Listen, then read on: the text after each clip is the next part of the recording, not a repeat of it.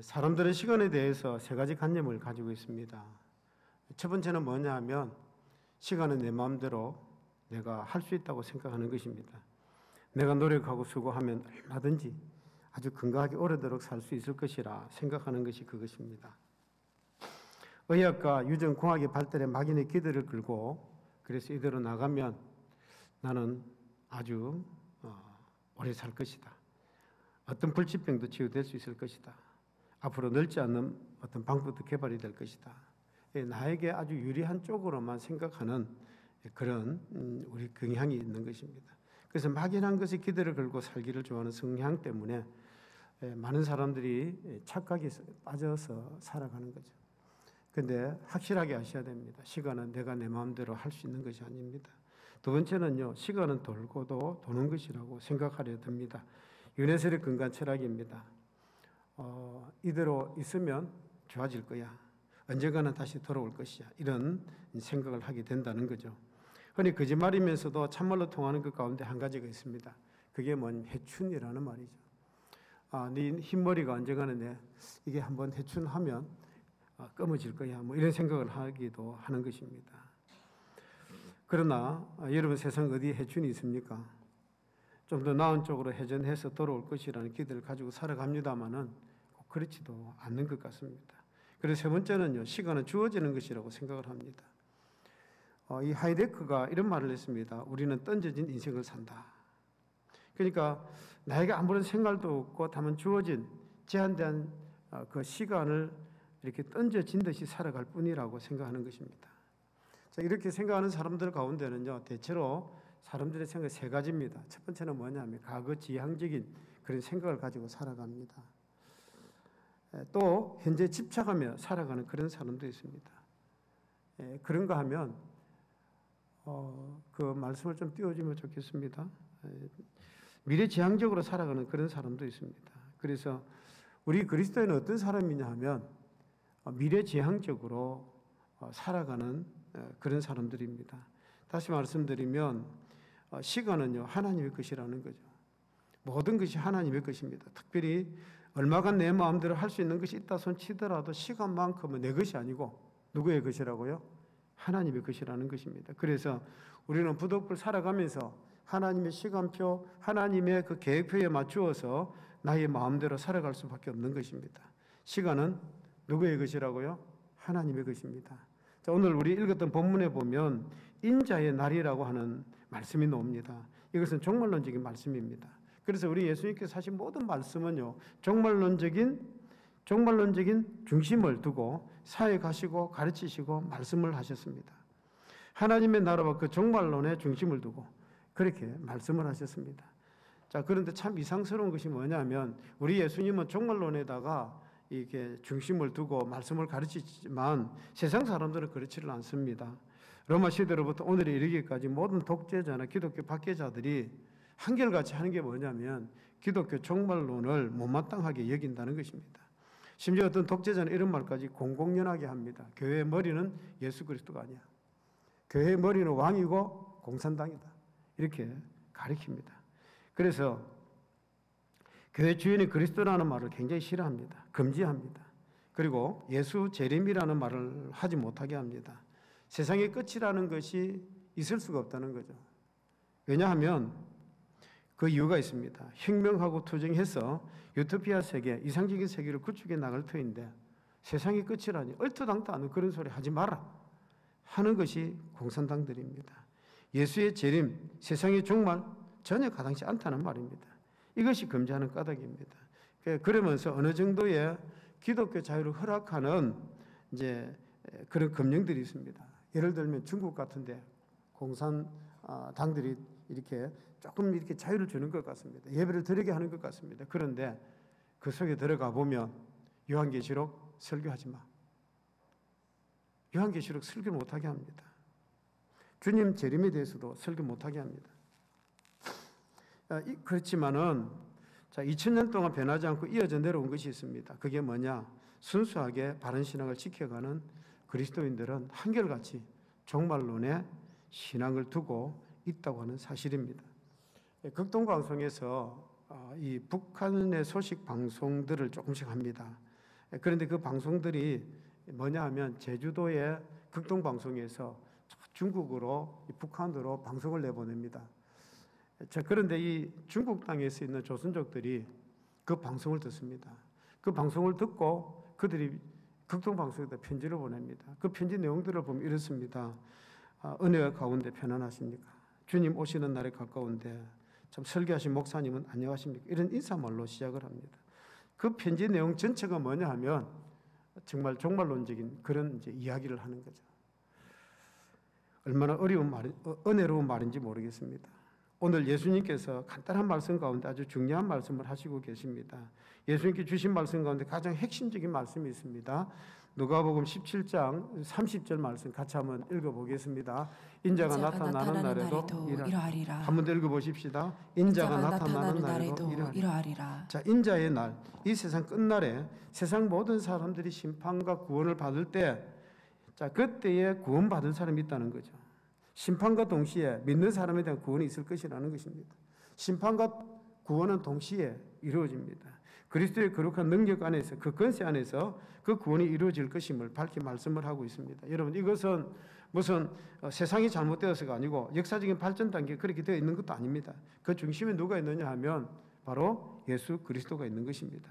주님이 재림하면서 세상 끝나겠다고 그리스도 중심적인 종말론을 분명하게 말씀을 하시고 계시는 겁니다. 그 예로 오늘 읽었던 본문에 보면 두 가지 예를 들고 있습니다. 첫 번째는 노아의 홍수와 소돔과 고모라의 멸망을 들고 있습니다. 누가복음 17장 26절 우리 같이 읽어보십시다. 노아의 때에 된 것과 같이 인자의 때에도 그러하리라. 노아의 때에 된 것과 같이 인자의 때에도 그러하리라. 우리 누가복음 17장 28절입니다. 같이 읽겠습니다. 또 롯의 때와 같으리니 사람들이 먹고 마시고 사고 팔고 심고 집을 짓더니. 그러니까 노아의 홍수와 때와 같이 롯의 때와 같이 사람들이 끝나는 날까지 뭐 한다는 겁니까? 그 날까지 먹고 마시고 사고 팔고 시집가고 장가가고 심고 집을 짓고 그렇게 할 것이라는 것입니다. 이 말은 뭐냐면 주님이 반드시 이 땅에 오신다는 것이, 주님의 때는 반드시 오겠다는 말씀입니다. 이 두 역사적인 사건을 들어서 예언적이고 상징적이고 그리고 예표적으로 분명하게 말씀을 하고 계시는 것입니다. 자, 여러분, 이 말씀을 우리가 다시 한번 순수하게 한번 생각해 보십시다. 현재적이면서 종말론적인 말씀입니다. 왜 노아의 홍수가 있었습니까? 왜 소돔과 고모라의 멸망이 있었습니까? 여러분, 그 까닭은 아주 간단합니다. 왜 노아의 홍수가 있었느냐? 왜 소돔과 고모라가 멸망했느냐? 그 이유는요, 첫 번째 죄 때문입니다. 죄 때문에 그런 일들이 일어나게 된 것입니다. 물자가 부족했던 것도 아니고 그 당시에 모두가 풍요로운 생활을 했습니다. 모두가 잘 살았습니다. 개인이건 민족이건 국가건 그렇게 풍요로운 생활 했지만 죄 때문에 망했습니다. 가난한 것도 죄 때문이요, 병든 것도 죄 때문입니다. 숱한 혼란과 무질서가 모두 죄 때문이었습니다. 분명하지 않습니까? 여러분, 우리가 살아가는 이 시대가 살기가 어려워진 이유가 무엇일까요? 물자가 부족합니까? 기술이 부족합니까? 지식이 모자랍니까? 아닙니다. 죄 때문에 힘들어진 것입니다. 두 번째로요, 왜 노아 홍수가 있었느냐? 왜 소돔과 고모라가 멸망했느냐? 회개하지 않았기 때문에 망한 것입니다. 여러분, 죄가 있다고 망한 것이 아닙니다. 회개하지 않았기 때문에 그래서 망한 것입니다. 회개하면 구원받을 수 있습니다. 하나님의 말씀이 선지자들이 줄기차게 그렇게 말씀을 전했습니다. 그러나 끝내 회개하지 않아서 망한 것입니다. 세 번째는요, 왜 노아 홍수가 있었느냐? 왜 소돔과 고모라가 멸망했느냐? 의인이 없으므로 망했습니다. 몇 명의 의인이라도 있으면 그 의인을 보시고 하나님께서 그 형을 유예하시는 겁니다. 늦추시는 것입니다. 심판을 연기해 주실 수 있으시다는 말씀입니다. 그러나 아무리 찾아보아도 그 의인이 없어서 결국 망한 것입니다. 예레미야 5장 1절에 보면 귀한 말씀이 있습니다. 우리 같이 한번 읽어볼까요? 너희는 예루살렘 거리로 빨리 다니며 그 넓은 거리에서 찾아보고 알라. 너희가 만일 정의를 행하며 진리를 구하는 자를 한 사람이라도 찾으면 내가 이 성읍을 용서하리라. 여러분, 너희는 한 사람이라도 찾으면 내가 이 예루살렘을 멸망시키지 않겠다고 하나님께서 말씀하셨습니다. 그런데 그 한 사람이 없을 때, 하나님께서 기대하시는 그 한 사람이 없을 때 예루살렘 성이 망한 것입니다. 하나님은요, 그 한 사람, 하나님의 사람을 구원해내시는 거죠. 성 밖으로 이끌어내시고 그리고 그 성을 멸망케 하시는 것입니다. 그것이 오늘 본문에 나와 있습니다. 여러분 우리가 창세기로 그것을 올라가 보면 소돔과 고모라의 이야기를 자세히 보십시오. 롯이 아브라함의 조카 롯이 머뭇거리고 있을 때, 소돔성을 떠나기가 싫어서 머뭇거리고 있을 때 하나님의 천사가 그 롯의 손을 붙들고 그 아내 두 딸의 손을 붙잡아서 성 밖으로 이끌어냅니다. 그런 후에 유황불을 내려서 소돔과 고모라를 멸하시는 것입니다. 결코 의인을 악인과 함께 멸망시키지 않으셨습니다. 반드시 하나님은 의인을, 하나님의 사람을 구원하신다는 것을 잊지 말아야 될 것입니다. 여러분 우리가 따지고 보면 노아나 롯이나 결코 의인이 아닙니다. 결코 의인이 아니었습니다. 저렇던 믿음으로 구원받은 것을 우리가 볼 수 있습니다. 소돔과 고모라는 모든 것이 넉넉한 풍성한 도시였습니다. 아름다운 도시요, 정말 매력 있는 도시였습니다.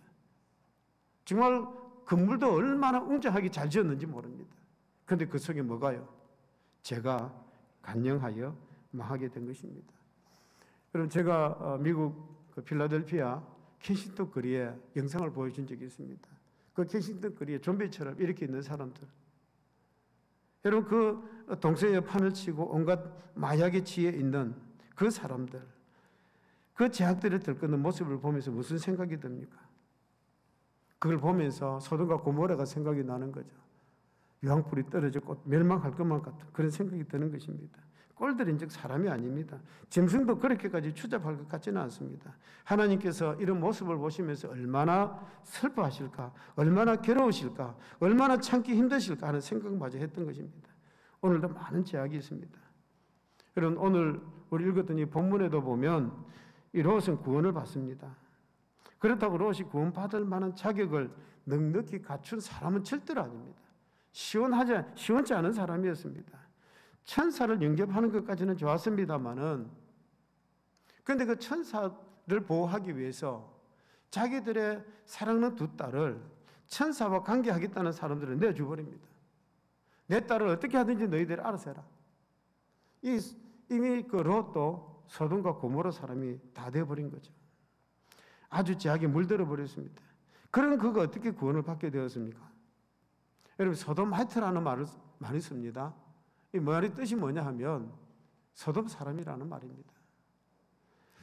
이 말은 추잡하고 더러운 죄의 대명사로 쓰입니다. 남색하고 수간을 가리키는 용어입니다. 이래서 더러운 도시에 물들어 있던 롯이 어떻게 구원을 받았을까요?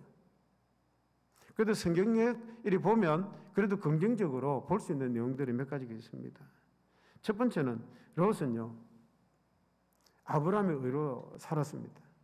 창세기 18장 22절에 보면 아브라함이 소돔을 멸하러 가는 천사를 붙들고 기도를 합니다. 우리 창세기 18장 22절 23절까지 같이 한번 읽어보십시다. 그 사람들이 거기서 떠나 소돔으로 향하여 가고 아브라함은 여호와 앞에 그대로 섰더니 아브라함이 가까이 나아가 이르되 주께서 의인을 악인과 함께 멸하려 하시나이까. 자, 주께서 의인을 악인과 함께 멸하려 하시나이까. 하나님 혹시 그 가운데 의인 50명이 있으면 어떻게 하시렵니까? 그런데 하나님의 대답은 뭡니까? 50명이 있어도 용서해 주마. 하나님, 아니 5명이 모자라 45명이 있으면 40명, 30명, 20명, 10명이 있으면 하나님이 어떻게 하시렵니까? 하나님의 대답은 한결같습니다. 그래도 내가 용서하마. 자, 그런데 여러분 이 기도가 누구 때문이라고 말하지는 않았습니다만은 하나님께서는 이미 알고 계시는 거죠. 아브라함이 내어놓고 하나님 그 소돔과 고모라 땅에 내 조카 롯이 살고 있지 않습니까? 그래도 하나님은 믿은 사람 아닙니까? 하나님 그 조카 롯을 살려주셔야 되지 않습니까? 사실은 그 말을 하고 싶은 거예요. 그런데 차마 그 말을 못하고 하나님 의인 45명 있으면 40명 있으면 30명 있으면 20명 있으면 10명이라도 있으면 그 땅을 살려주셔야 돼, 용서해 주셔야 되지 않겠습니까? 이게 아브라함의 마음이었거든요. 하나님은 아브라함의 그 마음을 다 아시는 것입니다. 아브라함의 그 간절한 기도가 소돔 안에 살고 있는 롯 때문인 것을 알고 계셨던 것입니다. 여러분 조카가 아니라도 할아버지라도 죄를 지었으면 죽어야지 별 수가 있겠습니까? 그런데 하나님 그 땅에 내 조카 롯이 살고 있습니다. 하나님 어떻게 하시렵니까? 차마 그 말을 못하는 거죠. 그래서 마침내 19장에 보면 이런 말씀이 나옵니다. 창세기 19장 29절 같이 읽어보십시다. 하나님이 그 지역의 성을 멸하실 때 롯이 거주하는 성을 엎으실 때에 하나님이 아브라함을 생각하사 롯을 그 엎으시는 중에 내어 보내셨더라. 아브라함을 생각하사, 하나님이 아브라함을 생각하사. 여러분, 하나님께서 아브라함을 사랑하십니다. 아브라함이 롯을 사랑한 것처럼 하나님도 롯도 사랑하셨던 것입니다. 하나님께서 여러분을 사랑하십니다. 그래서 하나님께서 여러분의 자녀를 사랑하시는 겁니다.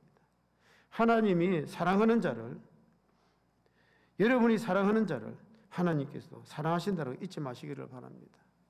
아브라함의 의가 조카 롯에게 그대로 전가가 된 것입니다. 그래서 롯은요, 자기 의로 산 것이 아니고 누구의 의로 살았다고요? 아브라함의 의로 산 것입니다.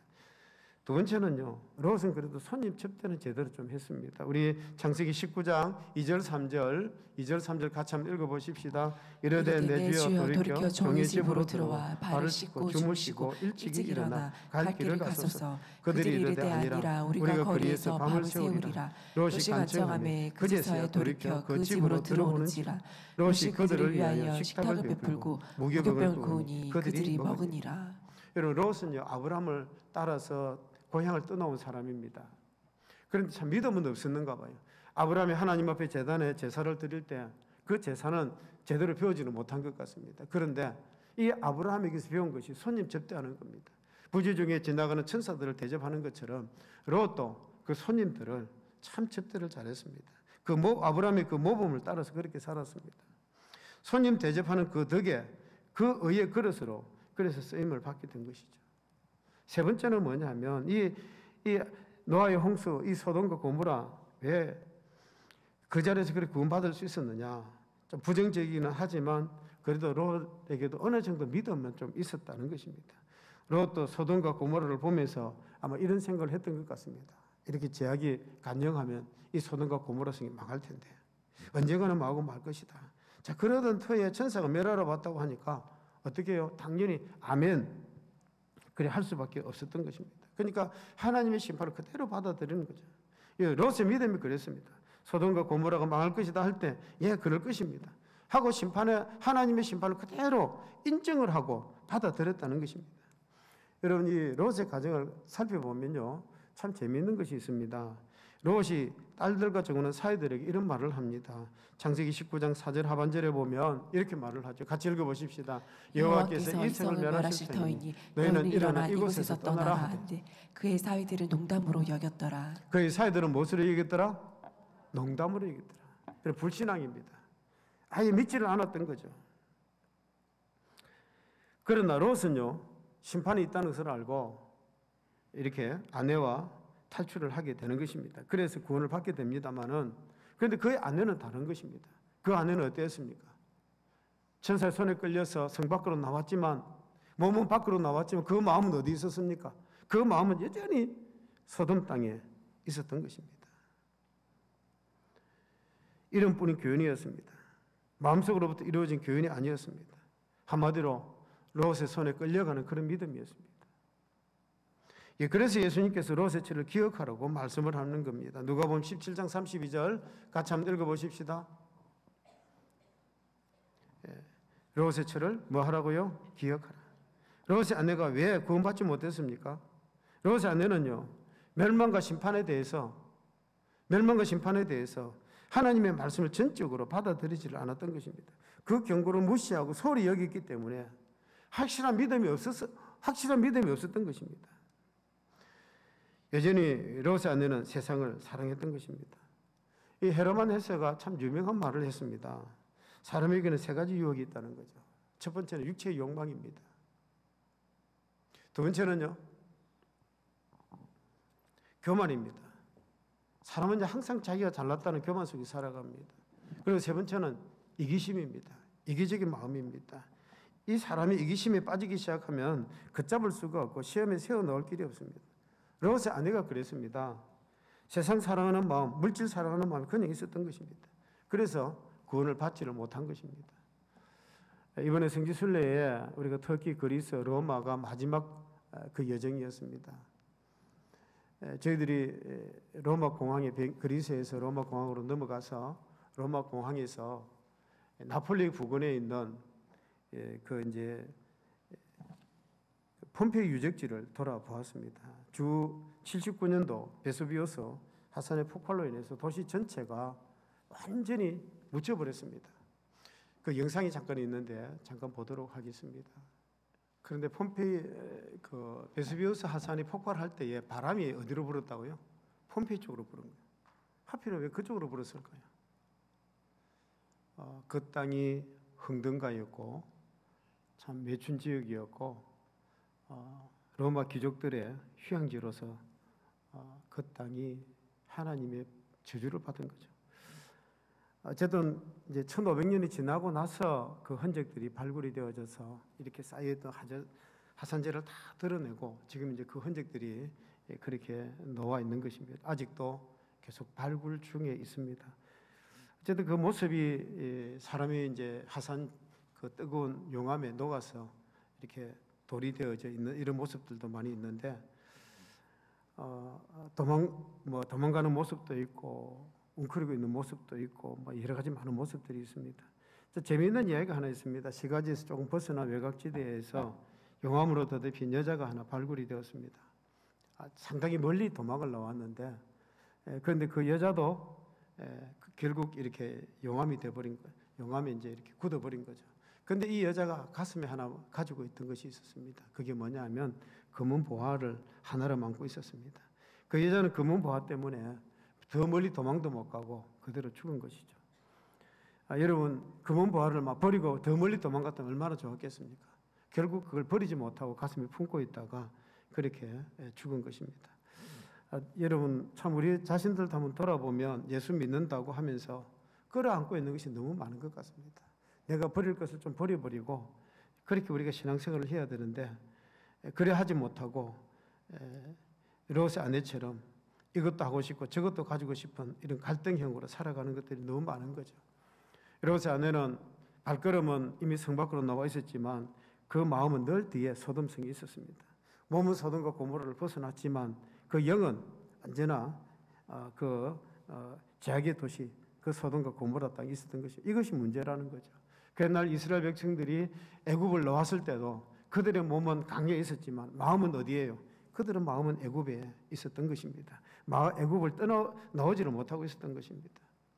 혹시 우리들 가운데도 우리가 지금은 이 자리에 예배당 안에 앉아 있지만 성전 안에 있지만 마음은 집이나 다른 데 가 있지는 않습니까? 같은 그리스도인인데 그 중심에는 아직도 세상 것에 연연하는 그런 욕심들이 그대로 남아 있습니다. 이런 것들 때문에 내가 참 신앙생활을 좀 깨끗하게 하지 못하고 시원스럽게 신앙생활을 할 수가 없는 것 같습니다. 어떤 존이라는 소박한 청년이 한 명 있었습니다. 별로 배운 바도 없고 그래서 남의 집에 부잣집에 택시 운전사로 일을 하고 있었습니다. 주인은 돈이 많은 경건한 어른이었습니다.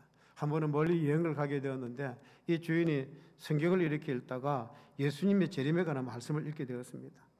그 말씀을 읽다가 그 이제 운전하는 그 기사에게 이렇게 말을 합니다. 주님께서 재림하시면 나는 하늘나라 갈 테니 자네 이 자동차 갈게. 그러니까 기사가 얼마나 기분 좋습니까? 아이고 주님 감사합니다. 아니 내가 사는 집도 자네가 가지. 내 별장도 자네가 가자.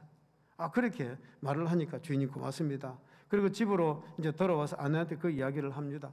그 이야기를 들은 아내가 너무너무 좋아하는 거예요. 그런데 가만히 곰곰이 생각을 해보니까 이게 아닌 것 같거든요. 그래서 그 저녁에 주인에게 찾아갑니다. 그리고 그 주인에게 이렇게 말을 합니다. 낮에 했던 말을 취소해달라고. 주인님이 하늘나라 주님 앞에 가 계시는데 내가 남아서 이 재산 가지면 무엇합니까? 전 재산 필요 없습니다. 주님과 함께 저도 하늘나라 주님 앞에 가기를 원합니다. 그렇게 말을 하더랍니다. 여러분에게 한번 물어보겠습니다. 오늘 우리가 그토록 소중하게 여기는 그것이 진정 가치가 있는 것일까요? 롯의 아내는 일단 구원을 받았음에도 마음과 생각이 어디에 가 있었습니까? 여전히 소돔과 고모라 땅에 가 있었던 거죠. 구원 받았음에도 마음과 생각 고모라 땅에 가 있었습니다. 결국은 욕심 때문에 뒤를 돌아보다가 소금기둥이 되고 만 것입니다. 지금도 이스라엘 사해바다 가면 소금기둥이 이게 롯의 처라고 그렇게 가르쳐 주는 그 소금 기둥이 있습니다. 롯의 아내가 구원받지 못한 것 또 하나의 이유는요, 은혜에 대한 감사가 없었다는 것입니다. 그럼 분명히 말했지 않습니까? 소돔과 성이 망한다. 너는 의가 부족해도 도망해서 구원받아라. 그랬으면 아이고 주님 감사합니다. 그리고 도망가야 되는 거예요. 주님 감사합니다. 도망가야 될 일입니다. 무슨 미련이 남아서 뒤를 돌아다 보는 것입니까? 은혜에 대한 감사가 없는 것입니다. 있는 의도 자기 것이 아닙니다. 아브라함의 믿음으로 구원받은 것 아닙니까? 롯도 그렇고 롯의 아내도 그렇고 그 두 딸도 아브라함의 그 의로 그렇게 구원받은 것 아닙니까? 그렇다면 감지덕지해서 줄다름 칠 것이지 왜 돌아봅니까? 나머지 식구들은 다 구원받았습니다. 이 롯의 처만 소금 기둥이 되었던 것입니다. 여러분, 우리가 신앙생활을 좀 더 확실한 믿음에 살아가면 좋겠습니다. 좀 더 시원스럽게, 좀 더 명랑하게, 좀 더 통쾌하게 그런 신앙생활을 할 수 없을까요? 우리가 신앙생활하면서 어중간하게 이 신앙생활 한다면서 한쪽은 발 담그고 한쪽은 세상에 발 담그고 이렇게 살아갔어야 되겠습니까? 언제까지 그런 갈등이 새어나지 못할 것입니까? 우리가 살아가는 이 세대는 언제가 이 끝이 납니다. 이대로는 안 되는 것입니다. 반드시 망할 때가 있을 것입니다.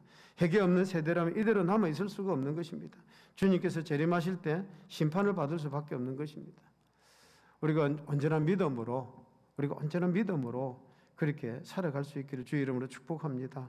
우리 예수님께서 친히 하신 말씀 기억하시기를 바랍니다. 롯의 처를 기억하라. 롯의 처를 기억하라. 여러분, 우리의 마음이 어디가 있어야 될까요? 우리의 마음이 아직도 세상 속에, 우리 욕심 속에, 우리의 어떤 교만 속에, 우리의 이기심에 빠져 있을 것이 아니라 예수 그리스도에게 우리의 마음을 드릴 수 있는, 확실하게 붙들 수 있는 그런 믿음으로 살아가는 여러분 되시기를 주의 이름으로 축복합니다.